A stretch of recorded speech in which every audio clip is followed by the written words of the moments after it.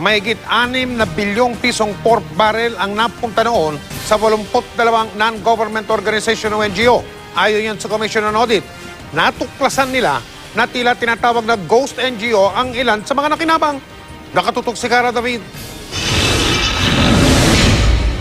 Simula 2007 hanggang 2009, malaking bahagi ng pork barrel ng mga mambabatas ay napunta sa mga NGO at foundation.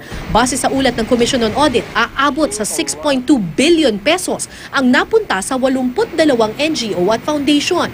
Isa-isang binisita ng COA ang mga NGO na ito at nakakabahala ang kanilang natuklasan. Halimbawa, ang Countrywide Agricultural and Rural Economic Development Foundation o CARED nag-oopisina daw sa Malabon. Pero nang puntahan ng COA ang address, hilera ng barong-barong pala ito. 246 million pesos ang pondong nakuha ng naturang NGO. Ang Aaron Foundation Philippines nabigyan ng halos 525 million pesos na PDAF.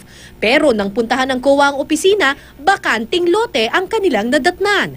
May ilang mga NGO naman na walang business permit o hindi rehistrado sa SEC. May ilan namang kumpleto sa rehistro, permit at opisina, pero peke naman pala ang mga proyekto. 526 million pesos ang nakuha ng Kabuhayan at Kalusugan Alay sa Masa Foundation, 107 million pesos sa Kapuso't Kapamilya Foundation Incorporated, 108 million pesos sa Gabay at Pag-asa ng Masa Foundation at 109 million pesos sa Kagandahan ng Kapaligiran Foundation. Lahat sila pare-pareho ng proyekto. Bumili ng seedlings mula sa BB Vergara Plant Nursery. Pero nang tanungin ng COA ang BB Vergara Plant Nursery, sinabi nitong wala silang anumang transaksyon sa 4 na nasabing NGO. Ang nakakuha ng pinakamalaking pondo, ang Social Development Program for Farmers Foundation, 585 million pesos ang nakuha nilang PDAF. Ang presidente ng NGO, si Ben Herluy, dating staff ni Janet Napoles na kalaunan ay nagbulgar ng umano'y pork barrel scam. Bumili raw sila ng liquid fertilizer mula sa Nutri-Growth Philippines para ipamudmod sa mga magsasaka.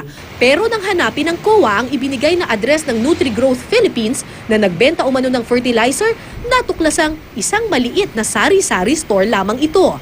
Sa Nutri-Growth Philippines din bumili umano ng liquid fertilizer ang NGO na Masaganang Ani para sa Magsasaka Foundation.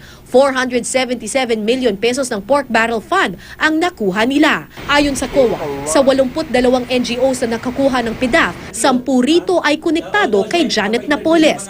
Aabot sa 2 billion pesos ang kabuuang pondo na nakuha ng kanyang mga NGO. Habang 6 naman sa mga NGO pag-aari ng mga kamag-anak ng mambabatas. May isang congressman nga na di pinangalanan, naglaan ng sarili niyang PDAF sa NGO kung saan siya rin ang isa sa mga incorporator. Ito ang Buhay Mo Mahal Ko Foundation na nakakuha ng halos 84 million pesos.